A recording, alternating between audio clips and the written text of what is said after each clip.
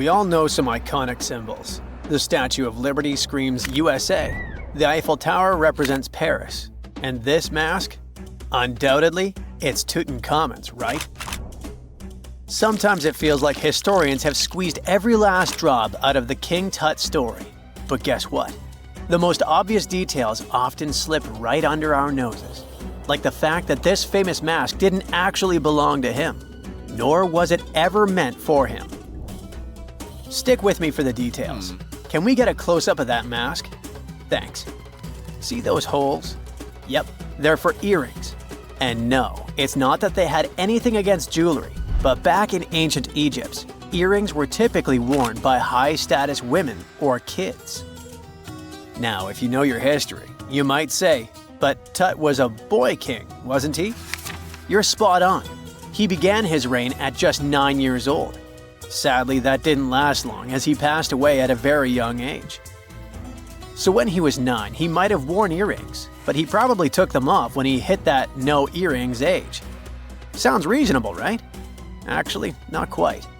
That would have been pretty strange since nobody expected him to pass away young. Certainly not at 9. So no one was preparing a kid's mask for a burial. It's this untimely demise that suggests that the mask used was simply the best option available when Tut passed away. There are more clues pointing to the idea that the mask was found in a hurry. Let's think about this.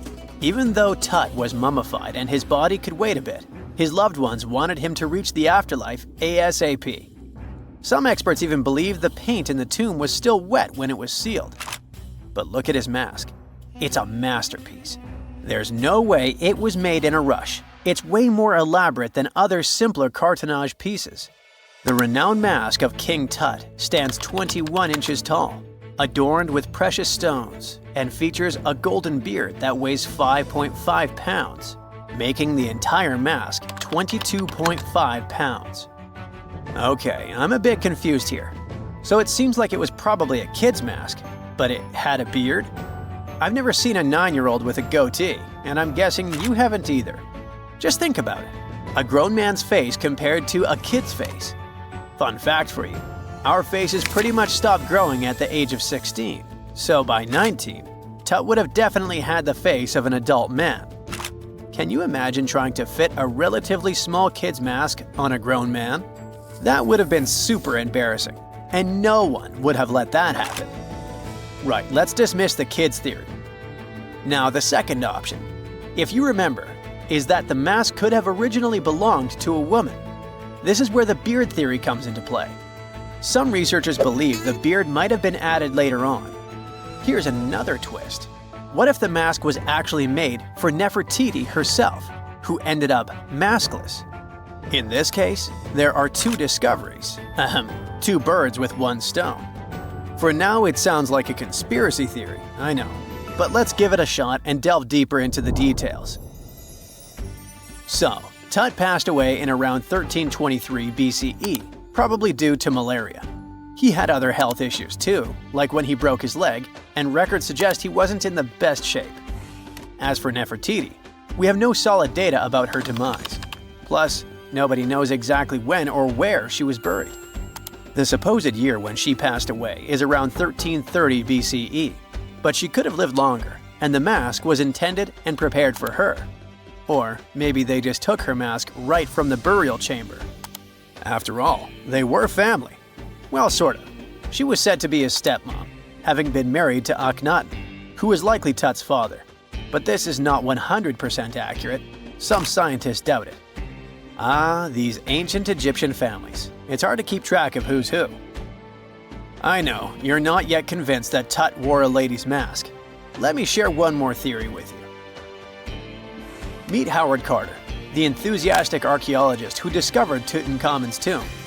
It was located in the Valley of Kings outside Luxor, and, to everyone's surprise, was nearly intact. When he entered, he noticed something odd. This didn't feel like a pharaoh's burial chamber. It was classy and all, but it had a vibe that suggested it was made for a woman. Typically, Egyptian pharaohs had larger tombs that suited them better, and even more strangely, it was oriented to the right of the entrance. This didn't add up. That orientation was typical for female chambers, which Egyptian queens used. Another red flag was that the chamber appeared to have been built in stages, and all the artifacts, around 2,000 of them, seemed hastily placed there. Even more curious, they looked like they were meant for other royals. Carter discovered this burial site in 1922, but it remained a mystery as to why it was so bizarre. Almost a century later, Nicholas Reeves thought he may have solved the puzzle. He claimed that King Tut might not have been the original resident of the tomb. Instead, he suggested that the undisturbed resting place of the legendary Queen Nefertiti could be hidden behind the walls of the boy king's burial chamber. Nicholas studied high-resolution photos for months, meticulously examining every pixel.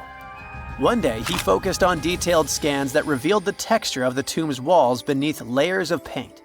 He spotted what he believed to be outlines of two doorways that had been blocked and plastered over to hide them from view. The more he looked, the more it seemed real. Could it be a tomb within a tomb? Nicholas theorized there was a hidden storeroom behind the western wall of King Tut's tomb, and his chamber might just be the outermost section of a larger corridor-style network of rooms. It all sounds fancy, but sorry to break it to you, Reeves' theory was debunked.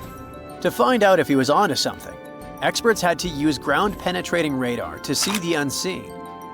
Reeves' idea was that if there were gaps, it could indicate the presence of additional rooms. And at first, in 2015, one expert even thought he had found a hidden room. But the glory didn't last for long. A year later, after double-checking, it turned out there were no hidden doorways. By the way, Nefertiti isn't the only legendary woman from Egypt whose burial site remains a captivating mystery. There's a cool legend about Cleopatra that you might enjoy. It's said that she once declared, "No man will ever find my tomb." Kind of fitting, right? After all, the person who's come closest to uncovering her final resting place is a woman. Fast forward a few millennia after she passed away, and while no man has located it, archaeologist Kathleen Martinez believes she might have cracked the code. She's been on the quest for Cleopatra VII's tomb for nearly 20 years, and recently discovered a bust that she thinks represents the famous queen. However, not everyone is on board with her claim. Some experts argue that the bust doesn't resemble Cleopatra at all. Alongside this intriguing marble statue, Martinez's team also unearthed 337 coins, some of which, less controversially, feature Cleopatra's likeness. But the real part is that it's still not officially confirmed. There's no doubt about the existence of the small bust. It's carved from white marble, fits in one hand, and shows a woman wearing a royal crown, according to a translated statement from the Egyptian Ministry of Tourism and Antiquities. The big question, though, is who it actually depicts. While Martinez insists this statue is a representation of Queen Cleopatra VII, many other archaeologists argue that the facial features don't match, suggesting it likely belongs to a princess instead. Sorry, I can't resist the temptation of breaking the magic for a moment. Some folks believe that the whole idea of "no man will find my tomb" is misunderstood. Even if she did say it, what she probably meant was "no living soul," and it wasn't about gender at all. It can as well be just a beautiful legend. Toodaloo!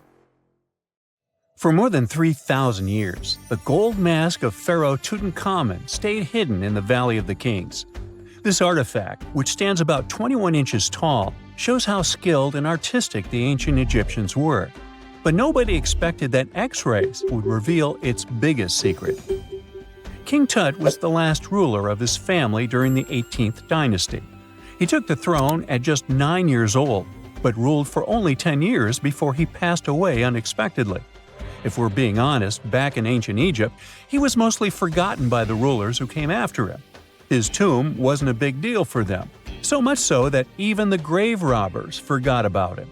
It might sound a bit sad, but the truth is that it was actually great news for us. Since his tomb was practically forgotten, it ended up being perfectly preserved. While the other tombs in the Valley of the Kings were looted, his remained sealed and untouched. So, when it was discovered back in 1922, it had over 5,000 precious objects inside. That made Tutankhamun basically an instant celebrity and one of the best-known pharaohs nowadays. Among the treasures was the most stunning piece, his golden mask. This mask is said to be an exact image of the king's face, or at least it was supposed to be, but we'll get to that later. The purpose of this accurate representation of his face was to make sure that his soul would recognize him in the afterlife and return to his mummified body. In ancient Egyptian beliefs, this would allow him to continue living in the afterlife. The details of the mask clearly looked incredibly difficult to create, but people didn't realize how complex it truly was until many years later. The first X-rays of the mask were taken in 1967. Back then, the main reason for these scans was practical – conservation. The mask was heading to Paris for an exhibition, and it was the first time it had ever left Paris. This would help them keep track of any changes during the exhibit. Plus, the images could give clues about how the mask was made. But back then, they probably didn't fully realize just how complex its construction was. I mean, Egyptian goldsmiths didn't use modern soldering techniques. So, how did they make this mask? New X-rays taken in 2007 gave us some answers. It turned out the Egyptians didn't use pure gold, which is 24 carats. The mask was actually made of 23-karat gold, meaning it was mixed with another material. So specialists discovered that the gold sheets contained a small amount of copper, a reddish-brown metal.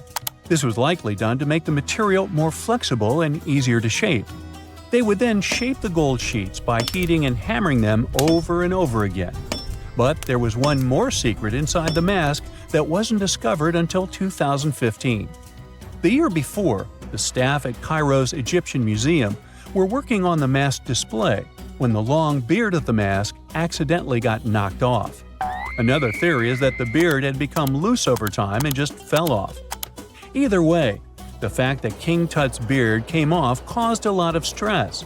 After all, we're talking about one of Cairo's biggest tourist attractions, so the experts had to fix the problem quickly. The restoration process started with a detailed recording of the mask's condition. To do this, they had to take a full three-dimensional scan of the artifact. And, by accident, they found something very interesting in the mask. Inside the royal beard, there is a gold tube, an intriguing structure that the Egyptians likely used to attach the beard to the rest of the mask. And that proved, once again, that the process of making this mask was even more complex than experts thought. But the mysteries don't stop there. Remember how we mentioned that the mask was thought to perfectly represent King Tutankhamun's face? Well, that might not be entirely true. Some popular theories suggest the mask was never meant for him and was actually made for someone else. A study published in 2015 suggested the mask was originally made for a female pharaoh, his supposed stepmother, the famous and beautiful Egyptian queen Nefertiti.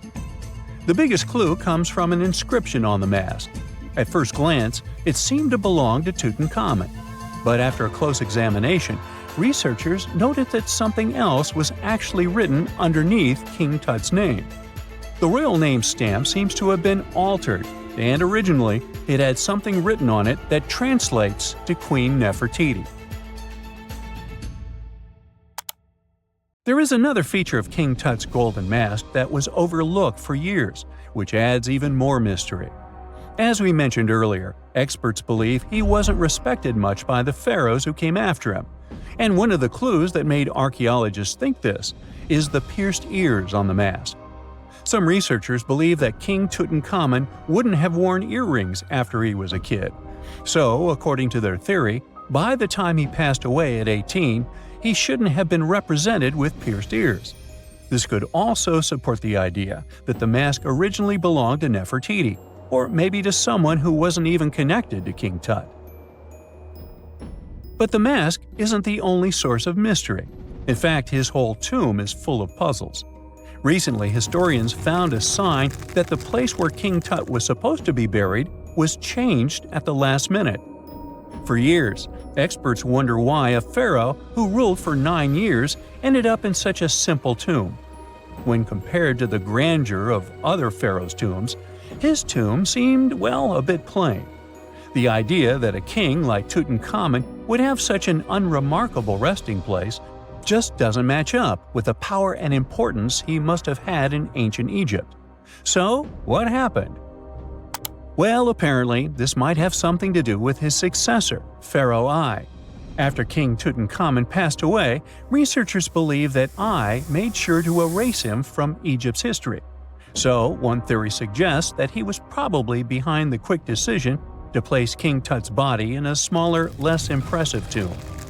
When experts looked at I's own tomb, they found something interesting.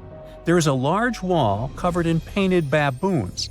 This is the same type of artwork found in Tutankhamun's tomb. It seems like the same person might have chosen the artwork for both tombs. Now, the design and decoration of the two tombs are almost identical, suggesting there was a shared hand behind both. But there is one key difference. I's tomb is fit for a king. It's much bigger and more impressive, even though the style and artwork are similar to what you see in Tutankhamun's tomb. So the theory suggests that I decided what went into both tombs. Since Tut passed away unexpectedly at a young age, his grand tomb wasn't finished in time. Normally, pharaohs start building their tombs while they're still alive to make sure everything is perfect. But Tut passed away when he was just 18, so there wasn't enough time. I may have taken advantage of the situation, ordering a smaller tomb for Tut and keeping a larger one for himself. Experts believe this theory explains why Tutankhamun's tomb is so simple and how I managed to wipe his memory from history so easily. But in the end, the story of King Tut's mask and tomb is full of mystery and intrigue. Each new discovery sheds more light on what really happened all those years ago. But one thing is for sure, the secrets of ancient Egypt still have much to reveal, and King Tutankhamun will continue to fascinate people for years to come. So looky here, scientists discovered ancient artifacts near King Tut's tomb. Turns out, his VIP final resting place looks more like a public graveyard with about a dozen wooden coffins that's been there for around 3,600 years. Okay, I might have exaggerated a tad. The 11 tombs weren't exactly right next to King Tut, but they were close, near the same city of Luxor. New findings in Egyptian tombs can help us piece together what life was like in ancient Egypt. And guess what? Ancient Egyptians seem to have been remarkably like us, modern humans. Say, the women have always loved jewelry, and archaeologists retrieved a beautifully made necklace with 30 amethyst beads and 2 agate beads, plus a hippo head amulet. Bet it was all the rage back then. Researchers also discovered 2 copper mirrors. One had a handle shaped like a lotus, and the other was decorated with Hathor, the ancient Egyptian deity of the sky, women, fertility, and love. These recent excavations near Tutankhamun's burial site led to another jaw-dropping revelation. For the first time in thousands of years, fragments of Queen Hatshepsut's Valley Temple were uncovered. This fearless woman was thought to be the second female pharaoh, who ruled with both courage and wisdom, leaving a legacy as solid as the stones themselves. Her temple, hidden for ages, opens a window into a time filled with power, intrigue, and spiritual devotion. Archaeologists found over 1,000 beautifully decorated stone blocks on the outskirts of Hatshepsut's funerary temple. There were very few women who managed to take the throne in ancient Egypt. Another tomb was found nearby, and it belonged to the overseer of Queen Teti Sheri's palace, whose name was Jehuti-Mez. Queen Hatshepsut seems to have even more tombs, aces up her sleeve. These tombs were carved into the rock instead of being built as pyramids, showing a unique ancient perspective on how to protect the soul in the afterlife. Experts managed to retrieve some cool ancient pieces from the site. Toys made of clay, mummy masks, winged scarabs, and some amulets. Sadly, there surely used to be way more artifacts, but over the last centuries, there have been people other than archaeologists to stumble upon this site. It's likely that looters got to these tombs before them and may have taken some valuable items. But they did leave behind some cool stuff for the researchers, like pottery used for offerings of bread and meat, along with archers' bows that connect the tomb's owners to the Egyptian military. Meanwhile, soul protection is way more important than you might think, especially if you're roaming around Luxor looking for ancient secrets. You aren't scared of King Tut's curse, are you? Let me tell you what happened to those who weren't scared, but promise me to take it with a dash of salt, okay? For years, Egyptologists, especially those who believed in paranormal activity, were convinced that there was an unsettling curse surrounding Tutankhamun's archaeological discoveries. This belief stemmed from the mysterious and untimely demise of several excavators who discovered the tomb in 1922 with no logical explanation for why they passed away. It was just easier to chalk it up to something supernatural and avoid the whole mess. But it turns out it wasn't a curse at all. It was likely the radiation that caused those excavators to perish. Now, you might wonder where the radiation came from. After all, while radioactivity was discovered in the 19th century, ancient Egyptians, despite their impressive pyramids, didn't have any radium lying around to make Tut's tomb glow like crazy. So, what could be the real story? It might have been toxic waste behind it all. Toxic levels of radiation from uranium and hazardous waste have been lurking inside the tomb since it was sealed over 3,000 years ago. The burial chamber of Tutankhamun's tomb reportedly has such high radiation levels that anyone who steps inside could easily end up with a fatal dose of radiation sickness or an incurable condition. By the way, you can have a somewhat similar level of radioactivity if you don't get rid of those moldy dinner leftovers you left to perish in your fridge a month ago. But this radioactivity isn't exclusive to Tutankhamun's tomb. Ancient Egyptian artifacts discovery is rewarding yet dangerous due to unusually high radiation levels in Old Kingdom tombs all over Egypt. Geiger counters have detected radiation at 2 sites near the Giza pyramids, and radon, a radioactive gas, has been found in several underground tombs in Saqqara. Interestingly, experts believe that the builders of these ancient tombs were aware of the toxins, as some eerie warnings were carved into the walls of many tombs. One inscription ominously declared, "They that break this tomb shall meet their end by a malady that no doctor can diagnose." Other ominous phrases like "forbidden," "due to evil spirits," only added to the fear that supernatural curses haunted these ancient sites. Ominous signs have stunned archaeologists since forever, but the fear grew even stronger a century ago with the mysterious passing of Lord Carnarvon, who funded King Tut's excavation in 1922 and reportedly explored the treasure-filled rooms, along with several others who entered the tomb. Arthur Weigall, another British Egyptologist who was present at the tomb's opening and is credited with starting the curse myth, passed away young when he was just in his 50s in 1934. Chances are the condition that made him pass was connected to radiation. In total, 6 out of the 26 people who were there when the tomb was opened met their end within a decade from various causes. Not only X-ray exposure, those reasons include asphyxia, stroke, heart failure, pneumonia, and even poisoning. Well, isn't this getting a little grim? There was one guy who opened the tomb and somehow managed to avoid the infamous curse, Howard Carter, or so it seemed. Some folks pointed to his survival as proof that the curse wasn't real. After digging up the tomb, Carter published several books on the topic and shifted gears from archaeology to dealing in antiquities for various museums. Despite dodging demise or injury, rumors swirled about how the curse may have impacted him in other ways. One of the big stories linked him to Lord Carnarvon's daughter, Evelyn. Some said he was madly in love with her, but she married someone else, so he chose to stay single. Others claimed they had an affair while she was in Egypt, which ended when her father passed away and she left the country for good. However, there wasn't much evidence to support these stories. Evelyn was just 6 when they met, and they remained friends until his last breath. She was even one of the few attendees at his funeral, but denied any romantic involvement, saying they weren't that close. A year after the revolutionary discovery near King Tut's tomb, Evelyn married politician Sir Brograve Beauchamp and had a daughter. That same year, Beauchamp toured the tomb with his parents, guided by Carter himself. Carter never married and, aside from those posthumous rumors about Evelyn, had no other romantic connections.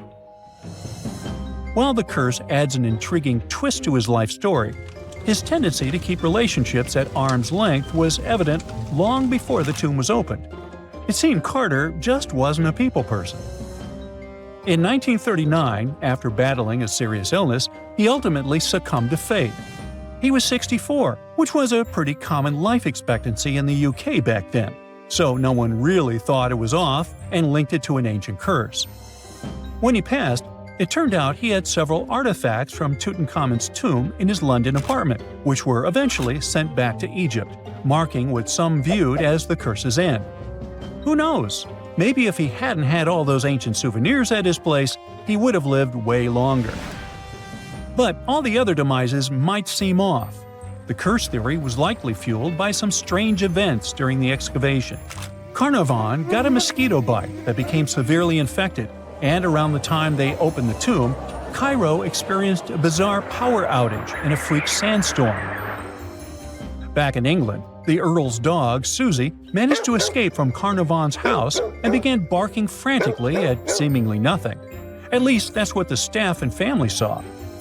Strangely enough, at the very moment her owner's heart stopped, Susie started howling and fell down without showing any signs of life.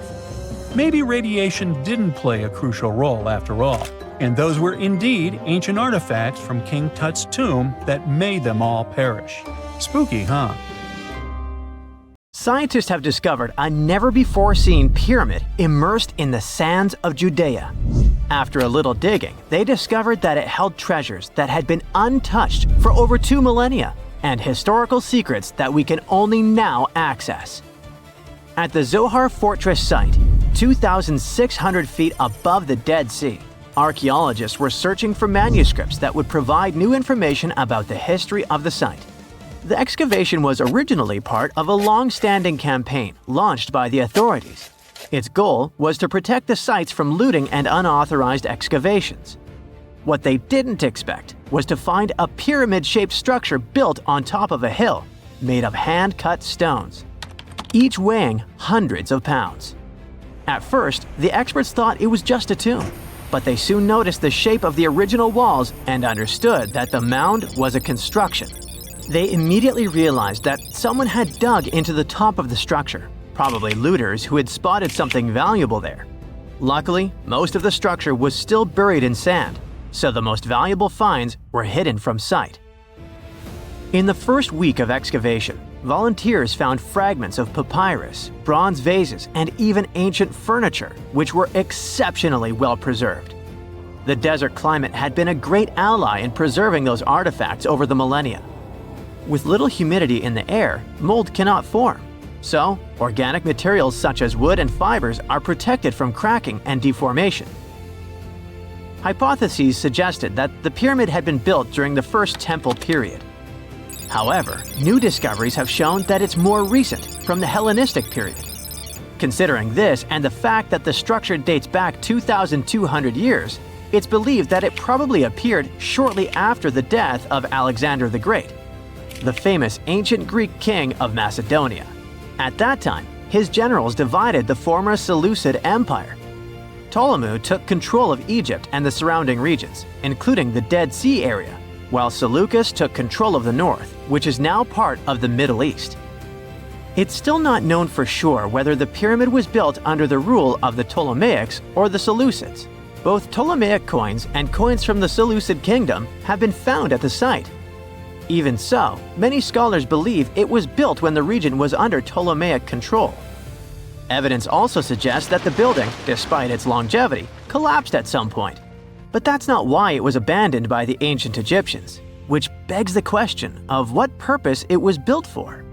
Some believe it was used as a tomb due to its picturesque location on top of a hill. Others believed it may have served as a historical monument. However, one of the strongest theories is that the pyramid was a guard tower, protecting an important trade route along which salt and bitumen resources from the Dead Sea were transported to coastal ports. They also believe it may have been used by Ptolemaic officials to collect taxes from travelers. It would be something equivalent to our modern-day toll booths or even port inspection agencies. Although the contents of the papyrus documents remain a mystery, it seems very likely they were written using the Greek alphabet, and some experts believe that they may have been tax documents, which would make perfect sense, given the theory that the pyramid was a guard tower. The team calls it a fascinating historical mystery that the dig is helping to unravel, but the find is just a grain of sand in an entire desert. The dig is part of a larger project that's been going on for a long time. And in the last 8 years alone, it has scanned 111 miles of desert cliffs and identified approximately 900 caves within that radius. Using rappelling equipment, advanced technology, and specialized documentation methods, archaeologists discovered thousands of rare items, such as hidden scrolls, woodworking tools, carpets, leather goods, and even treasures. For them, the Judean desert is an ancient vault just waiting to be opened to reveal its secrets. A few years before they found the mysterious pyramid, they discovered a cave that had served as a refuge for Jewish rebels almost 1900 years ago. The site was about 262 feet from the top of a cliff, and because of its difficult access, it hadn't been explored yet. Inside, they found previously unpublished fragments of the Dead Sea Scrolls that contained religious passages written in Greek. 11 lines of text were reconstructed thanks to the good condition of the papyri. So, scientists were able to identify their etymological content. Probably the best thing, there was no problem with preservation. Thanks to the dry and hot conditions of the desert, the artifacts were in impeccable condition. And there were other historical treasures there. The teams found rare coins, a partially mummified skeleton over 6,000 years old, with skin, tendons, and even strands of hair. There was also a giant basket made of plant fibers, considered the oldest in the world, more than 10,000 years old. With a capacity of up to 26 gallons, it was made about 1,000 years before the invention of ceramics. Speaking of historical treasures, there's another one that has caught the attention of the scientific community. A small piece of fabric that is around 3,800 years old. But it's more than just simple fabric. Dyed with the rare scarlet paint mentioned many times in ancient religious texts, this find is the oldest known evidence of fabric painted with a dye made from insects, known as scarlet worms. This is where the intense red hue comes from. It was a highly valued color, like royal blue and purple, because those insects lived in oak trees and could only be harvested for a short period during the year. So, those dyes were reserved for sacred fabrics, such as priests' clothes, marking status and religious importance. And although this discovery had great significance for archaeology, its size was actually tiny, measuring less than 1 inch. The fragment was discovered in 2016 during excavations in the so-called Cave of Skulls, but it's not known exactly how this fabric got there. According to experts, it's evidence that people knew how to dye wool fibers already 3,800 years ago or so. It also provides us with proof that the ancient textile industry already used animals at about the same time people began to create written sources. Fabrics painted using this type of dye were recorded in more recent periods. But what makes this piece really special is the fact that it is much older than any other.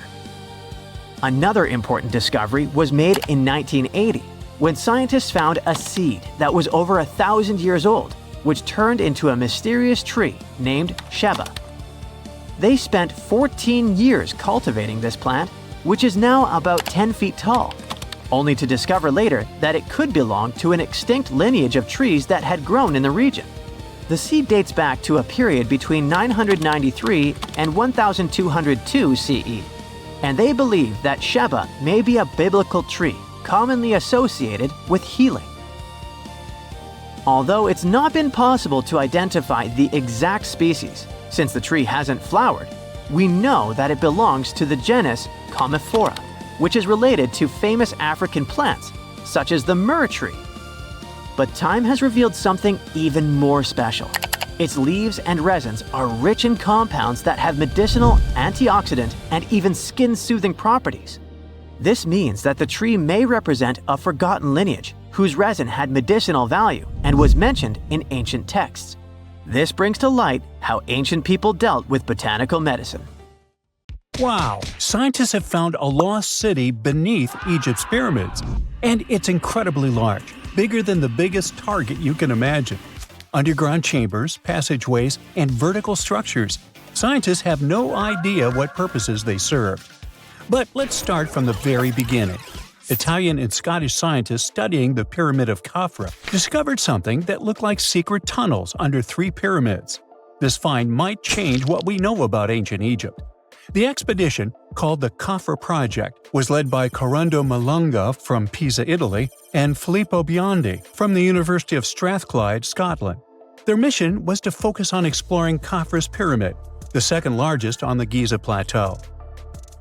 Scientists uncovered a massive structure beneath the Pyramid of Khafra. Could it be an ancient Egyptian underground city? The experts analyzed the data they had and came to the conclusion that 8 large vertical structures could be hiding beneath, possibly wells or shafts. They extend a staggering 6,500 feet across. Imagine placing 2.5 Burj Khalifas on the ground, one after another, and you get the sheer size of this find. These shafts also plunge nearly 2,000 feet underground. Some of the deepest underground stations in the world are located at a mere 380 feet underground or so. These cylindrical shafts are surrounded by spiral paths. Picture some old Gothic castle. They're connected to 2 giant, weirdly shaped chambers. Are those cubes? Or possibly bowls? Each of these chambers is likely more than 260 feet across. Now, even though we know about the structures now, no one has figured out their original purpose yet. Want to hear something even more shocking? Okay then. The team is almost sure that similar access points can be found under all 3 pyramids. In other words, all of them might be linked by a hidden system of underground tunnels, chambers, and passages. Even deeper, about 4,000 feet under the surface, there might be more unknown structures. And doesn't it add to the mystery? But the coolest news is that, according to some team members, these hidden structures near Giza pyramids could align with the legendary Halls of Amenti. In ancient Egyptian mythology, it's a place where people are believed to arrive when they're close to the end of their days. There, they are said to take a 3-day-long trial, facing their biggest fears. Now, how did scientists even discover these hidden spaces? To uncover them, researchers used 2 satellites positioned 420 miles above Earth. They sent radar signals to the Giza Plateau, and these signals generated detailed images, which were later compiled into a 3D model of the underground layout, including the newly detected shafts. Then, using synthetic aperture radar or SAR technology, which is a type of radar that can penetrate through stone, the team also spotted 5 small room-like structures hidden deep within the pyramid. One of these chambers contained a sarcophagus, which was once thought to be the tomb of Pharaoh Khafra. But now, scientists believe this was a mistake. The true burial site is likely to be elsewhere. In any case, these 5 hidden rooms were completely unknown before the scans. They seem to be arranged in the center of the pyramid and are linked to underground pathways leading somewhere below the structure. There's an opinion that these tunnels could lead to more hidden chambers and wells. Some of them might be around 4,500 years old. Wow! What if they help us solve ancient civilization mysteries? Preliminary data suggests that all this underground space can be much more than a few empty chambers. There might be many more hidden structures near the Giza pyramids. How come? Well, the thing is, the structure appears to include hollowed-out sections with spiral pathways leading even deeper underground. Refining the images hinting at this could reveal an extensive subterranean network. It might be a whole city hidden under the surface. Now, despite the excitement surrounding these findings, there are also a lot of people who don't believe in the existence of the underground city. They're skeptical about the archaeological discovery in Egypt due to the lack of peer-reviewed verification. That's why several archaeologists and radar experts have challenged the validity of the claims. They've explained that the technology used to make the discovery may not be advanced enough to produce such detailed underground imagery. According to them, the 5 smaller chambers found near the surface could be natural formations, since the area had had sacred significance long before the construction of the pyramids. Some experts have even dismissed the use of radar methods in this context altogether. They call these methods scientifically unproven and question their accuracy. The discovery has also reignited discussions about ancient Egyptian myths and the possibility of hidden texts lying somewhere beneath the Giza pyramids. The layout of the newly detected underground chambers shares similarities with mythological accounts of the Hall of Records, a rumored chamber that could preserve early Egyptian wisdom. If confirmed, these findings could significantly reshape the understanding of Egypt's sacred topography. Plus, this lost city beneath Egypt's pyramid could become physical evidence of previously unknown underground structures. That's why the Khafra project is super eager to begin excavating to confirm their findings. But getting approval from Egyptian authorities is a challenging process. The discoveries still need to undergo peer review before they are accepted by the academic community. By the way, this recent archaeological discovery in Egypt comes on the heels of another discovery involving a weird structure beneath the Royal Giza Cemetery, which researchers believe is unnatural in origin. Archaeologists use remote sensing techniques and uncovered a mysterious L-shaped structure underground in the Western Cemetery of Giza. This area is known to house burials of royal family members and high-ranking officials. Many of the tombs in the cemetery have above-ground mastabas, rectangular stone or mud brick structures with flat roofs. But there is an area in the center of the cemetery where there are no above-ground structures. To investigate this unexplored region, the team used electrical resistive tomography and ground-penetrating radar. ERT works by sending electrical currents into the ground and measuring the resistance to detect remains. As for GPR, it sends radar into the ground and maps the structures based on the radar's return. The team found an anomaly about 6.5 feet beneath the surface. It appeared to be an L-shaped structure measuring at least 33 feet in length. The readings suggested that the structure had been backfilled with sand after its construction. This made the team hypothesize that it could be a mix of sand and gravel, or possibly an air void. This anomaly was classified as a highly resistive structure, which meant it didn't occur naturally. Motoyuki Sato, the study's lead author and professor at Tohoku University in Japan, claims that the structure is not a natural formation due to its sharp shape. Another weird thing about ancient Egyptian pyramids is that historians have long believed that they were built primarily for royals and high-status individuals who had the wealth and power to create such massive structures. However, new research from the archaeological site of Tombos in modern-day Sudan challenges this assumption. The thing is, Tombos' pyramid may have served as burial sites for low-status workers as well as elites. The hard-working members of ancient communities may have found their last resting place in some of the most visible monuments, including the pyramids. Located along the Nile River in the ancient region of Nubia, Tombos became part of Egypt after its conquest of the area around 1400 BCE. That's when Egypt established the site to strengthen its colonial control. Workers at Tombos built pyramids, but those were much more modest than the famous pyramids of Giza. The research team reanalyzed 110 human skeletons from Tombos, originally studied in 2012.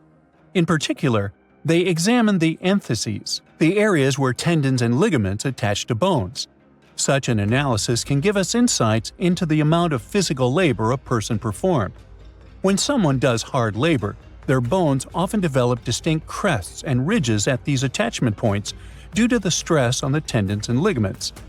And while some skeletons showed little change in their entheses, suggesting they belonged to individuals from the upper classes, others showed more serious changes. It means they belong to lower-class workers. This finding can totally challenge our earlier understanding of pyramid burials, especially the idea that only elites were buried in the pyramids, because the pyramids themselves were designed for the elite. This recent research may prove that lower-class workers may have found their final resting place in these monumental structures too. Beneath the sands of Luxor, scientists found something that was perhaps never meant to be found. Over 1,000 decorated stone blocks that belonged to the ruined temple of a woman pharaoh. It got us thinking, why was this temple so brutally destroyed, and who was this woman? Her name is Hatshepsut, and she is now considered one of Egypt's greatest pharaohs, but for a long time, history almost forgot her. She ruled during the 18th dynasty, from around 1479 to 1458 BCE. She's remembered for her ambitious building projects, successful military campaigns, and flourishing trade expeditions. It turns out she was one out of 4 women to take the title of pharaoh in Egyptian history. The next woman would have to wait for 1,500 years to reign, and that woman we know as Cleopatra. The story of how Hatshepsut got to be a pharaoh is the most colorful part of this tale. As far as most dynastic rules go, it's usually men that are first in line for royal thrones. In Egypt, that was the same. That's why, when Pharaoh Thutmose I had a daughter as his firstborn, that was a big no-no as far as his succession line went. A few years later, Pharaoh Thutmose I passes away. The crown passed to Thutmose II, who ruled briefly, only to leave the throne to his infant son, Thutmose III. In this scenario, Hatshepsut was this pharaoh's stepmother. So what happened was that Hatshepsut served as advisor to her stepson, since he was too young to rule on his own. But after 7 years, she made an unprecedented move. She decided to seize power and declared herself Pharaoh of Egypt. Now this was not a simple power grab. Hatshepsut understood that if she wanted to rule, she had to present herself as a legitimate king. In a bold move, she adopted the full royal regalia, including the false beard, traditionally worn by male pharaohs. She was often depicted in statues and hieroglyphs as a man, wearing the pharaoh's kilt and headdress. But this wasn't about disguising herself. Experts believe she never tried to hide her identity. Inscriptions on her statues often included feminine titles, like Daughter of Re, or grammatical structures that combined male and female terms, such as His Majesty herself. This showed that while she adopted traditional symbols of kings, she still acknowledged her true gender. But she needed to go even further. To legitimize her rule, she crafted an elaborate origin story. She claimed that the deity Amun himself had visited her mother in the form of her father, Thutmose I, and that she was his divine daughter. Now this was no small claim, since pharaohs were seen as deities on earth. By aligning herself with Amun, she strengthened her right to the throne. In temple carvings, she depicted this divine birth with Amun, presenting her as his rightful heir. These narratives weren't just mythology, they were tools, ensuring her position remained unchallenged. Hatshepsut also took a new name, Ma'at-Kari, which translates roughly to "Truth is the soul of the sun god." The word Ma'at was central to Egyptian beliefs. It represented order, justice, and divine balance. Pharaohs were expected to uphold Ma'at to ensure Egypt's stability. By calling herself Ma'at-Kari, Hatshepsut was likely reinforcing that she was a legitimate and rightful ruler. Her reign was truly great. She led Egypt into an era of peace and prosperity, launching massive building projects and restoring temples across the kingdom. Her most famous achievement was the construction of her temple at Deir el-Bahari, a pretty impressive architectural masterpiece carved into the cliffs of Luxor. Hatshepsut initiated one of the most ambitious construction projects in ancient Egyptian history, commissioning monuments, temples, and obelisks to immortalize her reign. It's argued that she continued with the construction of the Avenue of the Sphinxes, a grand road lined with statues leading to the Karnak Temple. For many, her shining architectural achievement was the towering obelisk she had carved from single pieces of granite. One of these, weighing over 320 tons, still stands today. Now, beyond building, she expanded Egypt's influence through trade. She sent an expedition to the mysterious land of Punt, believed to be modern-day Somalia or Eritrea, bringing back riches like gold, ivory, and exotic animals. Her fleet of ships sailing the Red Sea marked the first recorded trade mission of its kind, establishing economic ties that would benefit Egypt for generations. Yet, for all of her success, something strange happened after Hatshepsut passed away. Her successor, aka her stepson Thutmose III, who had been overshadowed by her rule, took a drastic step. He ordered her name to be erased from history.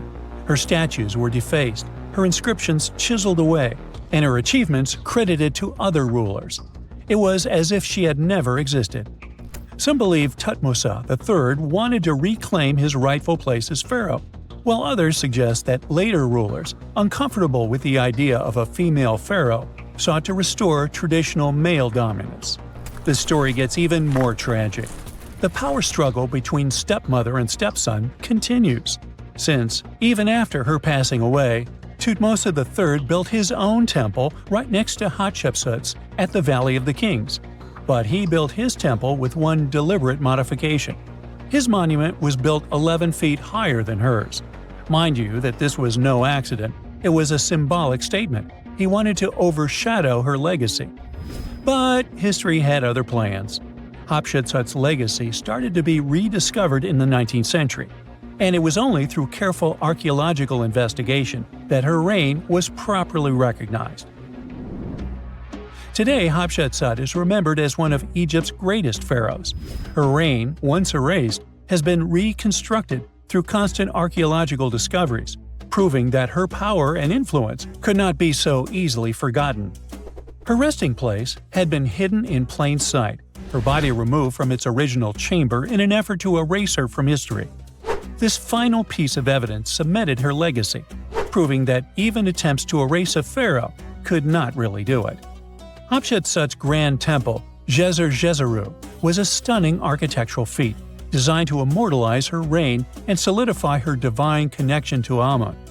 But after her death, her successor, Thutmose III, launched that calculated effort to erase her legacy, and parts of her temple were dismantled.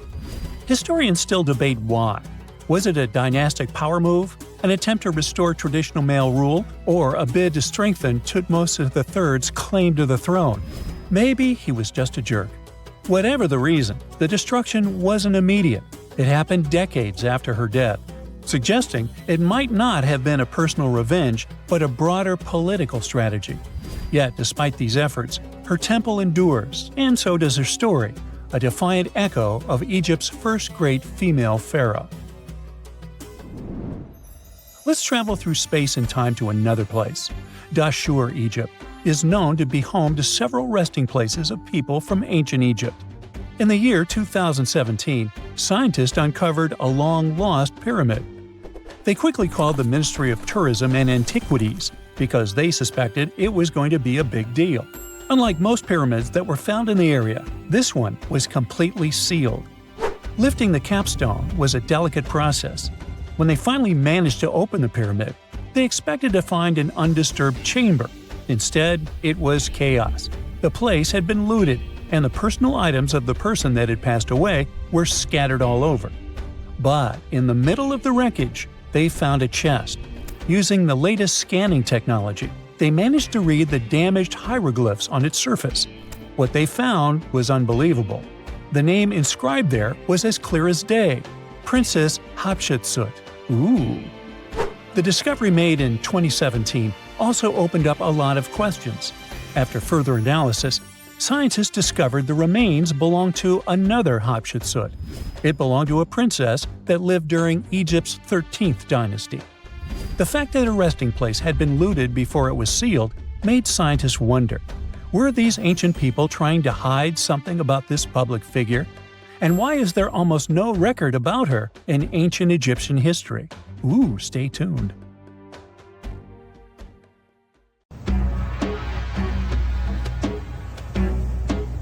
This is not a dune set. This is a very real desert in Niger.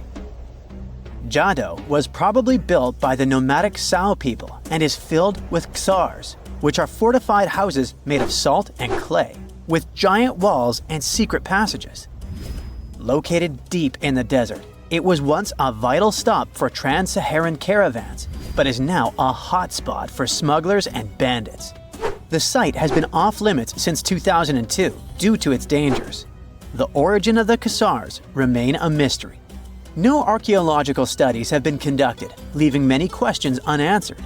Even today, shifting sands reveal and conceal parts of these ancient ruins, fueling local speculation about what might still be hidden beneath the desert. Speaking of connective tunnels, scientists were blown away by the discovery of lava tubes in Saudi Arabia. These underground passages form when molten lava cools down. Researchers believe that ancient nomadic groups may have utilized these tunnels to survive the super harsh desert climates. While excavating the tunnels, archaeologists uncovered artifacts, rock art, and skeletal remains. The art and animal bones show that the people who used the tunnels were probably sheep and goat herders. They're still piecing together whether these groups lived in the tunnels for extended periods or just used them as temporary shelters. The Great Pyramid of Giza has been standing for thousands of years, but it's still hiding secrets. Using special scanning technology, scientists found two hidden structures under an ancient burial ground. The first is a shallow L-shaped structure, and below it is a much larger space that could be a final resting place or a chamber. The smaller structure was filled with sand on purpose, while the deeper one might be an empty chamber.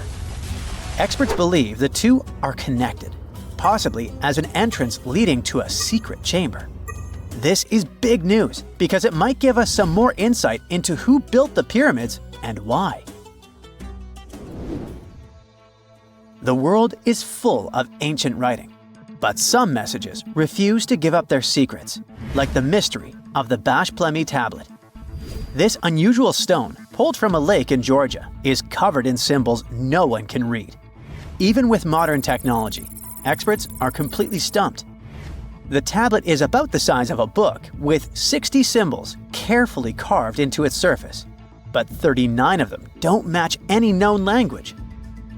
Some resemble scripts from ancient civilizations in the Middle East, India, and Egypt, but none are an exact match.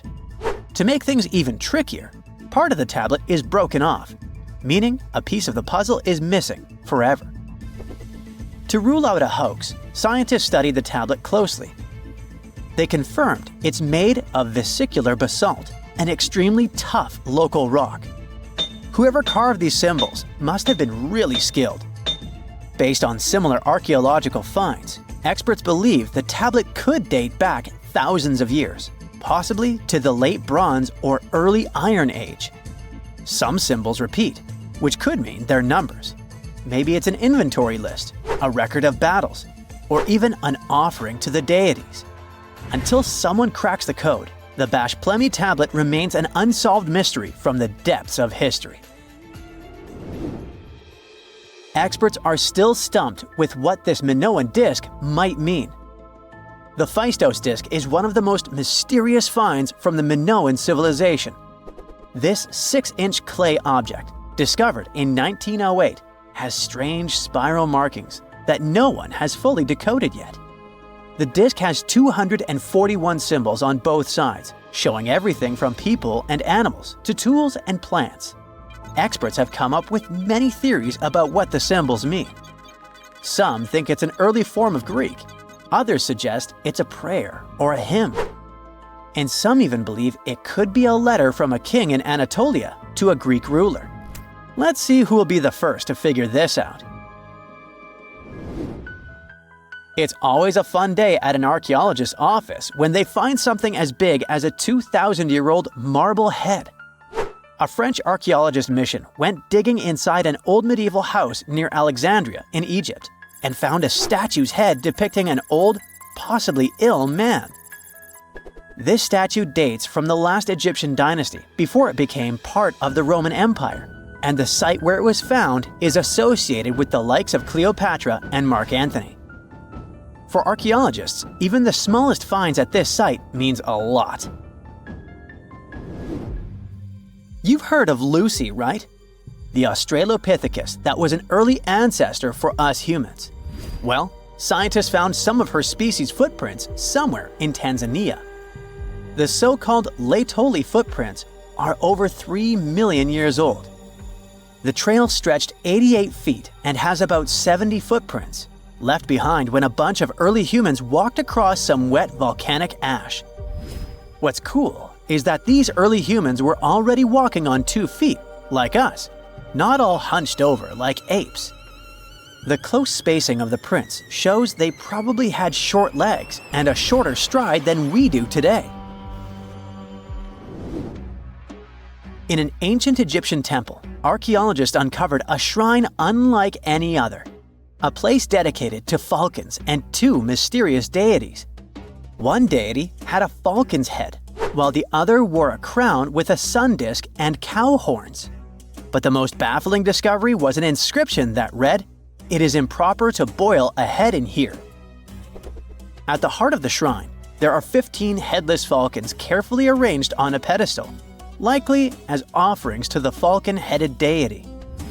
One theory suggests the birds were boiled first, perhaps to pluck their feathers, before being placed in the shrine, following the strange rule carved into stone. Archaeologists also found a 13-inch iron harpoon nearby. Its true purpose remains unknown, although the shrine also held remains of fish, mammals, and bird eggs, suggesting that the rituals may have included feasting. And speaking of ancient Egypt, meet Hathor. Scientists named her after the ancient Egyptian deity of motherhood, music, and singing. This wooden statue, housed at the Metropolitan Museum of Art, was thought to be just a beautiful artifact, until a surprising secret was uncovered. Using an X-ray machine, experts found a mechanical operating system inside it, with pulleys and axles connecting her shoulder to her left leg. When activated, the system made her hand raise and lower, an engineering marvel from over 3,000 years ago. The statue was created during Egypt's Middle Kingdom, around 1800 BCE, and is often compared to 19th century automata due to its advanced design. It's believed the statue was used in religious ceremonies, symbolizing Hathor's role in dance and music. An unexpected discovery happened in northern Kuwait, where a Kuwaiti-Polish team uncovered a mysterious 7,500-year-old statue. The statue features an elongated skull, no mouth, narrow eyes, and a flattened nose. This feature is thought to be an Ophidian figurine, named after the Greek word for snake, and it was likely made by the Ubaid culture, a civilization known for their pottery skills. While no one knows exactly what role this weird statue played, it might have been linked to rituals or symbolic practices. Some scientists think these figurines, found in homes or final resting places, were tied to important cultural beliefs. We couldn't mention unresolved mysteries of this world without speaking about these elongated skulls. In the deserts of Peru, researchers uncovered 5 ancient skeletons, 2 with unnaturally elongated skulls. While head shaping was common in many cultures, these skulls defy explanation.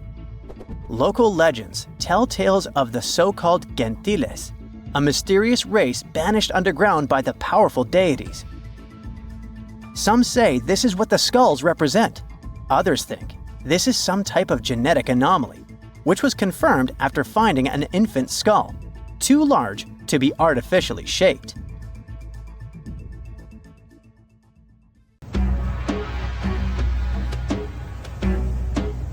This is not a dune set. This is a very real desert in Niger. Jado was probably built by the nomadic Sao people and is filled with ksars, which are fortified houses made of salt and clay, with giant walls and secret passages. Located deep in the desert, it was once a vital stop for trans-Saharan caravans, but is now a hotspot for smugglers and bandits. The site has been off-limits since 2002 due to its dangers. The origin of the ksars remain a mystery. No archaeological studies have been conducted, leaving many questions unanswered. Even today, shifting sands reveal and conceal parts of these ancient ruins, fueling local speculation about what might still be hidden beneath the desert. Speaking of connective tunnels, scientists were blown away by the discovery of lava tubes in Saudi Arabia. These underground passages form when molten lava cools down. Researchers believe that ancient nomadic groups may have utilized these tunnels to survive the super harsh desert climates. While excavating the tunnels, archaeologists uncovered artifacts, rock art, and skeletal remains. The art and animal bones show that the people who used the tunnels were probably sheep and goat herders. They're still piecing together whether these groups lived in the tunnels for extended periods or just used them as temporary shelters. The Great Pyramid of Giza has been standing for thousands of years, but it's still hiding secrets. Using special scanning technology, scientists found two hidden structures under an ancient burial ground. The first is a shallow L-shaped structure, and below it is a much larger space that could be a final resting place or a chamber. The smaller structure was filled with sand on purpose, while the deeper one might be an empty chamber. Experts believe the two are connected, possibly as an entrance leading to a secret chamber. This is big news because it might give us some more insight into who built the pyramids and why. The world is full of ancient writing, but some messages refuse to give up their secrets, like the mystery of the Bashplemi tablet. This unusual stone, pulled from a lake in Georgia, is covered in symbols no one can read. Even with modern technology, experts are completely stumped. The tablet is about the size of a book, with 60 symbols carefully carved into its surface, but 39 of them don't match any known language. Some resemble scripts from ancient civilizations in the Middle East, India, and Egypt, but none are an exact match.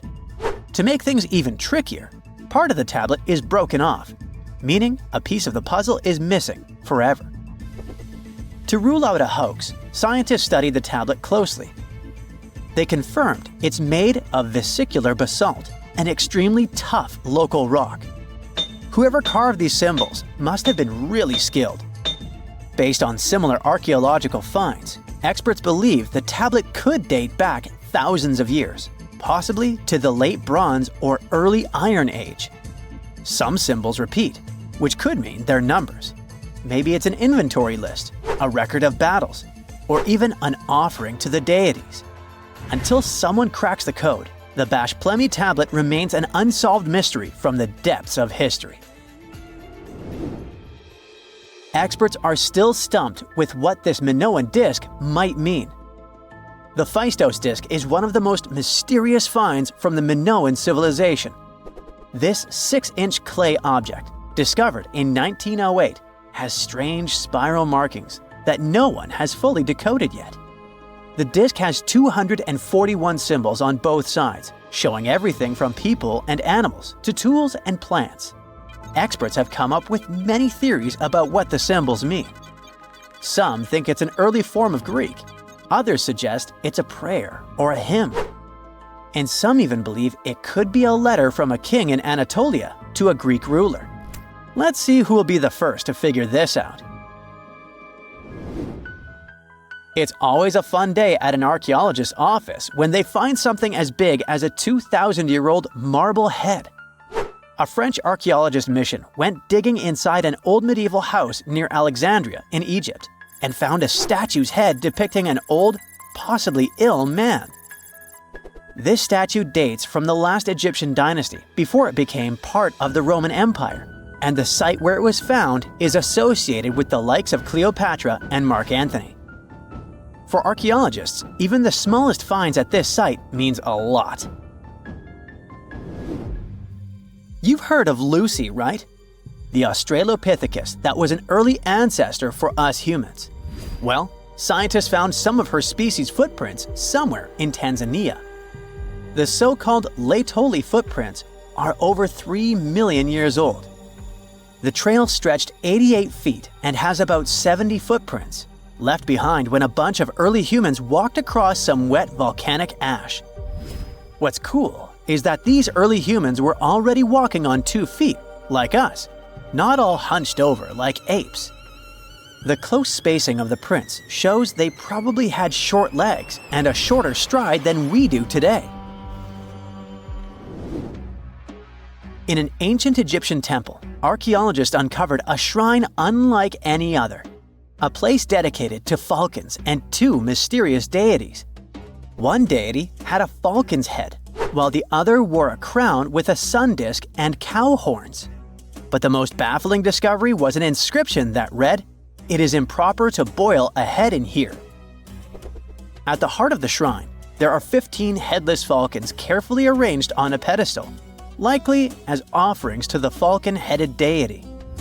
One theory suggests the birds were boiled first, perhaps to pluck their feathers, before being placed in the shrine, following the strange rule carved into stone.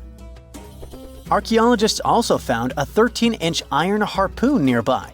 Its true purpose remains unknown, although the shrine also held remains of fish, mammals, and bird eggs, suggesting that the rituals may have included feasting. And speaking of ancient Egypt, meet Hathor. Scientists named her after the ancient Egyptian deity of motherhood, music, and singing.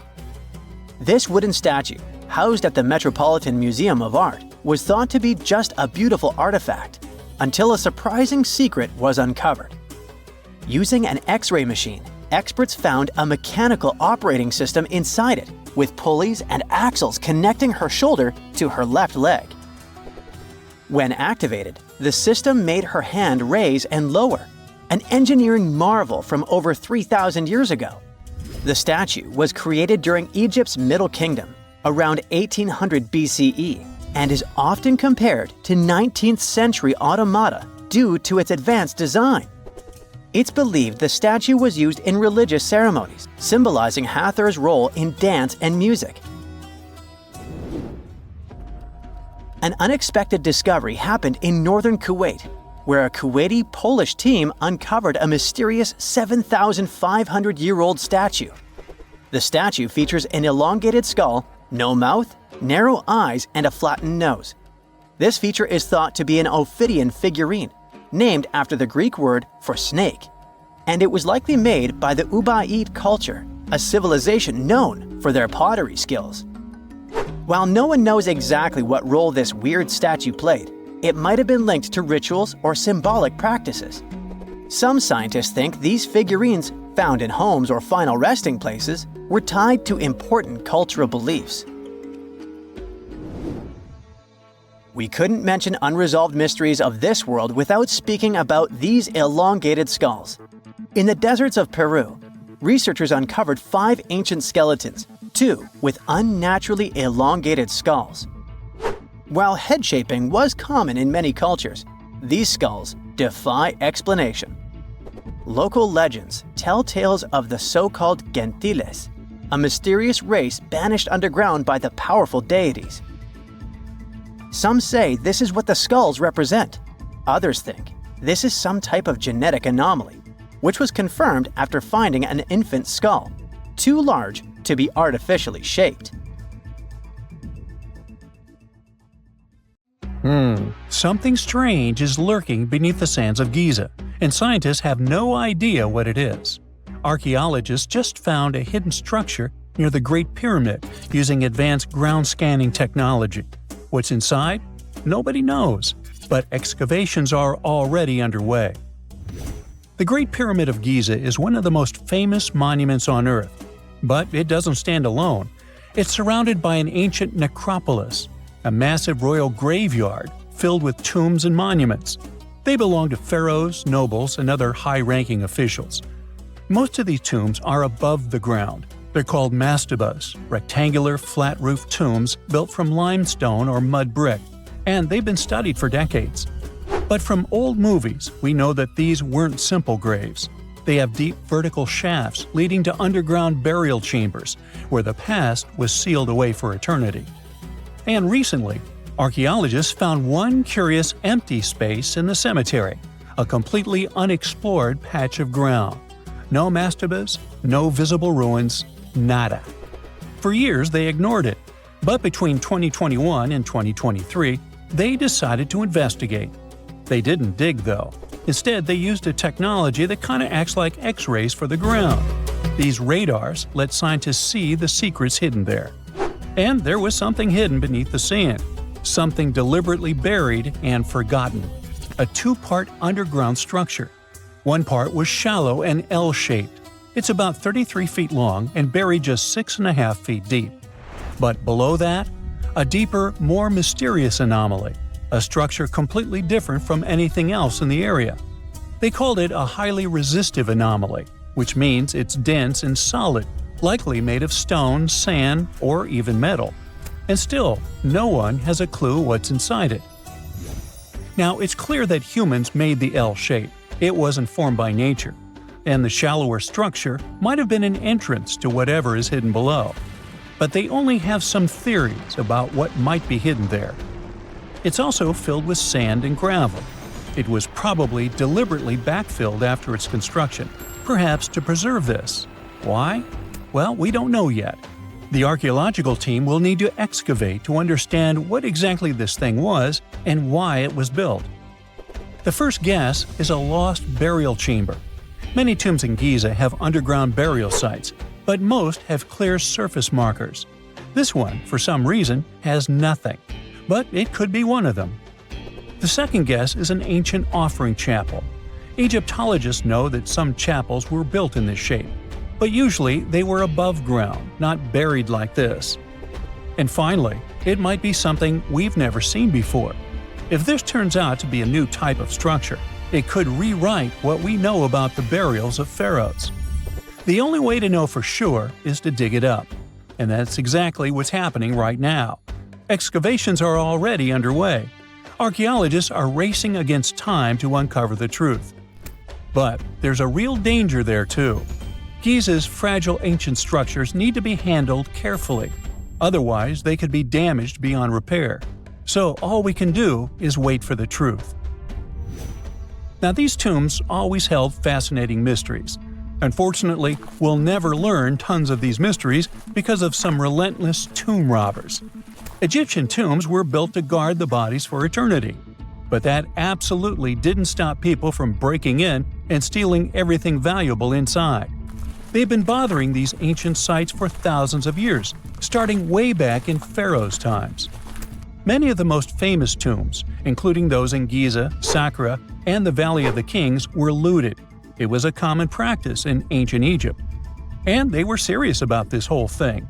They dug secret tunnels to bypass traps and walls, bribed or threatened tomb workers to get inside knowledge, cracked open sarcophagi to grab gold, jewelry, and artifacts. And by the time modern archaeologists got to most of these tombs, they had already been picked clean. The reigning pharaohs got tired of this infuriating nonsense. The Valley of the Kings, the famous burial ground of Egyptian royalty, was supposed to be the ultimate safe zone. Tombs were built deep underground, hidden in the desert. Passages were sealed with giant stone blocks. False doors and traps were added to confuse thieves. Even curses were written on the walls, warnings of horrible endings for anyone who dared to disturb the tomb, which is exactly where we got all those horror stories about mummies from. Spoiler alert, none of it worked. Most tombs in the Valley of the Kings were fully robbed within 100 years of being sealed. Even King Tutankhamen's tomb, one of the most famous in history, was broken into twice in ancient times. Some of them decided to try and fight back. The New Kingdom rulers built hidden unmarked tombs in a way that should have prevented the looters from finding them, but didn't work. Some pharaohs, like Ramses II, were moved in secret to prevent their bodies from being stolen. Nope, didn't matter. The grave robbers always won. That's because tomb raiders weren't just random thieves. They were skilled, organized, and well-connected. They knew exactly where to look. Many were the ones who had built these sites in the first place, and they knew where the entrances were. If they couldn't smash through the doors, they'd dig through the walls, floors, and even ceilings to break inside. They also worked fast, often within a few years after the tombs were sealed, before anyone forgot where the valuable stuff was. The Khufu's pyramid, the one that's next to this newly discovered structure, was looted long before modern times. The one thing left inside when explorers got there? an empty granite box where the sarcophagus used to be. Unfortunately, it's not just about gold. History itself gets stolen during these raids. Ancient Egyptians wrote detailed records of what exactly and where they buried. So when archaeologists compare these lists to what's found, they can see what's missing, which is often everything valuable. Most artifacts don't end up in museums. They just disappear into private collections, where they can never be studied again. Which is, of course, completely unfair. In fact, a few countries have had enough and started passing laws to take historical artifacts back from private collectors. In Italy, if you own an ancient Roman artifact, you must prove you got it legally. China is actively hunting down stolen artifacts, and they must find ways to retrieve it back from the Western collectors. In Egypt, they passed new laws making it illegal for private citizens to own any ancient Egyptian artifacts at all. Other countries, like the US, the UK, Germany, or Switzerland, are completely fine with rich guys owning their history. The British Museum is built on looted things. European empires invaded half the planet and took whatever they wanted back home. Their museums are often full of such stolen artifacts, and unfortunately, they refuse to give most of them back. For example, the Rosetta Stone. It was taken from Egypt by Napoleon's army, then stolen again by the British after they beat the French. Egypt has been demanding to return for years, but they still can't get it back. Or the Parthenon marbles. These magnificent massive Greek structures were taken from the Parthenon in Athens by a British lord in the 19th century. Greece has been begging for them back ever since, but the UK doesn't feel like it. Not to mention tons of Mesoamerican artifacts scattered in various museums across the world. European explorers raided Mayan and Aztec temples, took statues, jewelry, and sacred objects, and now Mexico is fighting to get them back. Well, wouldn't it be surprising even if this mysterious underground chamber has somehow been looted already? But if it's a newly found place, could it be one of the few that escaped the hands of grave robbers? Could there still be ancient artifacts, untouched for 4,500 years? We can only hope that those guys didn't get there first. Egyptologists have been digging around every inch of the Great Pyramid for ages. Yet somehow, they overlooked this stunning pink granite bathtub buried a few miles next to it. And here's the deal. This mysterious oval tube lying next to the Khufu pyramid for years may provide evidence that the Egyptians built the pyramids not only for monumental purposes, but also to generate electricity, experimenting with it long before Alessandro Volta and Thomas Edison. The Giza Plateau is famous for its three pyramids, Khufu, Khafre, and Menkaure. But there are also two smaller foundations next to them, the unfinished North Pyramid of Zayat el-Aryan and the Layer Pyramid.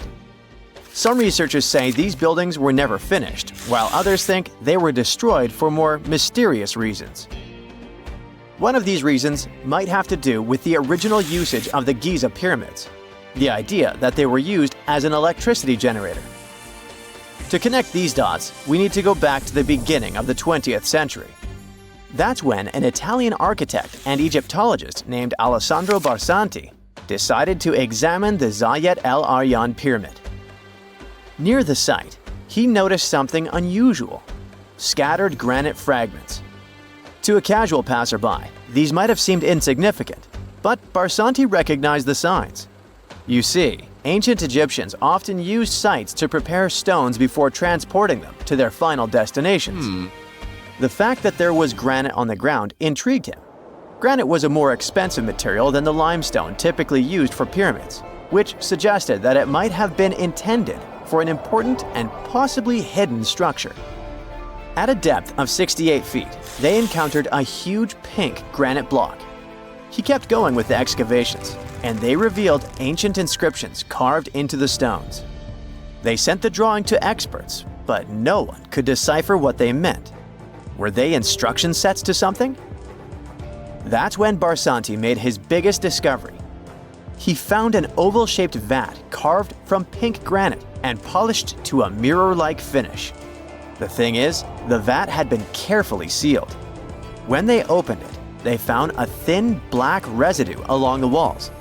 I'm thinking something in the lines of a black oily substance. This discovery raised many questions for him. It didn't make sense to him that ancient Egyptians would go above and beyond to seal and protect this strange vat. By 1911, Barsanti had to abandon his effort to figure out what was the deal with that mysterious pit. But his findings intrigued researchers all over the world, and they've got their own opinions about it. One of these modern theories suggests that the other pyramids could have been used as a part of a bigger whole. It suggests that the Khufu pyramid was actually used as a water pump designed to irrigate the desert area. Apparently, the pyramid's internal chambers would function as a hydraulic system. In the 1990s, an engineer took this theory seriously and studied the pyramid's subterranean chamber. Surprisingly, he found actual signs of water damage. Apparently, the pyramid generated powerful compression waves, aka pulses, that could create electricity. This raised an important question. Could the ancient Egyptians have used the pyramids as a generator in order to produce electricity? On paper, that was proven to be possible, but hey, agreeing on the original use of the pyramids is probably one of the most difficult things in the world. So, we're still not 100% sure about this. Apart from that, Egypt is a playground for important discoveries regarding humanity's past. I mean, scientists have just discovered what looks like a cosmic command center, similar to that room from the Doctor Strange movies. They discovered an L-shaped astronomical observatory, measuring around 9,000 square feet, dating back to the 6th century BCE. Definitely the first and largest of its kind from that era. The mud brick structure housed tools used for calculating dates related to ancient Egyptian rites, royal coronations, and agricultural plans. This observatory is located in the archaeological site known as the Temple of Futo, just 50 miles east of Alexandria. It's pretty impressive. The structure was designed so that you'd get inside the room through an east-facing entrance. This way, you'd get to see the sunrise. Once inside, you'd find a pretty huge shadow clock, used to tell time by tracking the movement of shadows inside the room. This variant of a sundial clock was nearly 16 feet long. That was quite an exciting discovery. Another interesting one was that scientists and Egyptologists have discovered the first ever pregnant mummy. Now, even if we know quite a lot about mummification processes, we keep making discoveries that open new doors into the lives of ancient Egyptians. It took so long for someone to find out this mummy was expecting at the time she was embalmed because she was placed in a male's coffin. More specifically, a male priest. Historians say that during the 19th century, a lot of traders mixed coffins up in order to sell them. Yes, that means they opened them and switched mummies to please their buyers. It was a complete surprise because they were hoping to study more about ancient health issues when they opened this coffin up. But they had another special research on their hands: prenatal practices in ancient Egypt. This mummified woman who lived about 2,000 years ago was from 20 to 30 years old when she passed away. She was found in Thebes, and her remains were incredibly well preserved. You see, mummification recipes varied across Egypt. In this woman's case, researchers could tell she was a member of the high society since she was buried with special amulets. But since mummification methodologies differed so much between cities and time periods, they still have to dig further to understand why she was embalmed along with her baby. Speaking of mummies, scientists were digging up a final resting place in Saqqara, also in Egypt, and they unearthed two embalming workshops. One was for humans and the other for sacred animals. Apparently, the workshops date back to about 2,400 years ago. They were equipped with stone beds, clay pots, and ritual vessels. Everything you needed to mummify. But that's not all. Archaeologists also stumbled upon cheese stored in jars behind tombs that were over 3,000 years old. Yep, cheese. This shows that the ancient Egyptians were pretty savvy when it came to preserving food, too. They knew how to store stuff for the long haul, not just the mummies. It really shows how they applied their preservation skills to both food and bodies, giving us a glimpse into their impressive technological know-how. Scientists have also found one of Egypt's oldest complete mummies, and to their surprise, it was completely covered in gold. You see, Egyptian mummies covered in gold are already a rare thing, but they weren't expecting it to be the oldest one ever found. The mummy was quite well preserved, and they could identify that it was the remains of a wealthy man called Hekashepes. Many symbols show that he was important and wealthy, like the band he wore on his head and the bracelet on his chest. He was also dressed in a tunic wrapped with a belt, which was a way to preserve the good appearance of a person after they passed away. To reveal it, they had to open the final resting place with mortar. Basically, it was like they were opening a time machine, just as the ancient Egyptians did 4,300 years ago. If you think about it, it's almost like entering a time capsule. Enough about mummies. Scientists also found something very exciting hovering above the pyramids. They had to use a fancy top-notch radar known as LARID, aka Low Altitude Long Range Ionospheric Radar, which can see these invisible waves far away into the sky. LARID helped them discover giant plasma bubbles floating in the air above the pyramids. These bubbles are called plasma bubbles, and they wreak havoc on modern technologies. I mean, they can disrupt GPS and phone signals for hundreds of kilometers in diameter from where they're located. These bubbles are massive, sometimes as big as cities, and they're caused by the sudden depletion of charged particles in the ionosphere.